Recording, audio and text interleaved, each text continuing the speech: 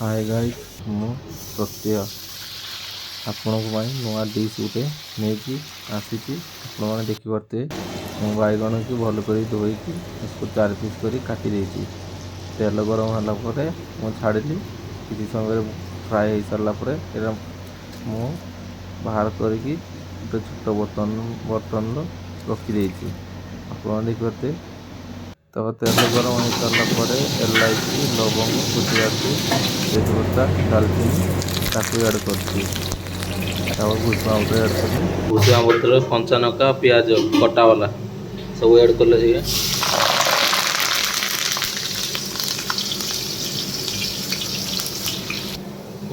अदरक पेस्ट नहीं ऐड करनी तापर किशमिश ताकू फ्राए करिया। ठीक अच्छे आप देखिए किशमिश फ्राए करिया 5 मिनट 5-10 मिनट फ्राए करिया ताकू भल कर बास्ना जमी आसो।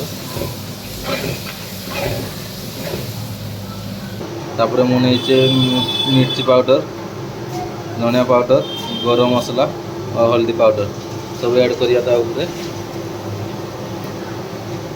ठीक अच्छे भल कर मसला को फ्राए करिया भल कर फ्राए करा।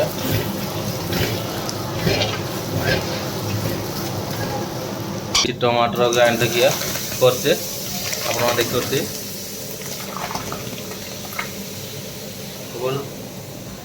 टमाटर को भल कर कषिया मैंने फ्राए करिया।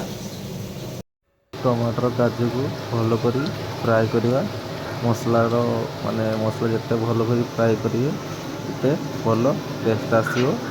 आप देखिए केते बढ़िया मैं फ्राए कर फ्राए हो सारा पर किसी पानी ऐड करिया पानी ऐड करी किसी समय ताकू फ्राए करिया मसला को जिते भल कर फ्राए करेंगे सेते कलर आसो आ भल भी लगे। आपण मैंने मोर मसला फ्राए हो सारी आप देखिपारे तापर मुझे किस समय बैगण ऐड कली जो फ्राए करके रखा बैगण को तेल छाणी रखा बैगण को किसी ऐड कली ऐड कर सारा ताकू भल भाव फ्राए करके भल कर बैगण को बॉईल करिया।